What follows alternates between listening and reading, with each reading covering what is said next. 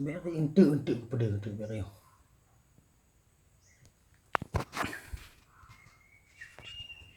Langkah pertama yang kita lakukan adalah kita akan memeriksa dulu apakah dia mempunyai penyakit. Tekanan darahnya sangat rendah. Wow, ternyata dia ini mempunyai detak jantung yang sangat kuat. Baiklah, pemirsa. Kegiatan ini dilakukan pada pukul 7 pagi.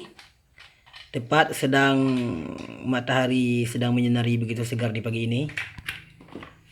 Ya pemirsa, langkah pertama kita akan mengambil sebuah suntikan.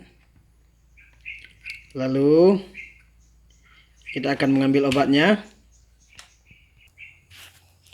Kita akan mengambil obatnya. Sip. Oke. Lalu kita akan mencoba menyuntik seekor hewan ini. Oh, dia agak sedikit memberontak karena ternyata terasa sakit. Oh. Apa yang terjadi pemirsa? Ya, selesai.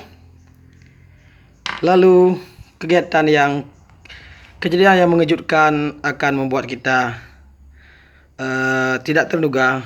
Oh, ternyata dokternya terjatuh. Pemirsa, inilah kejadian yang tidak terduga. Wow.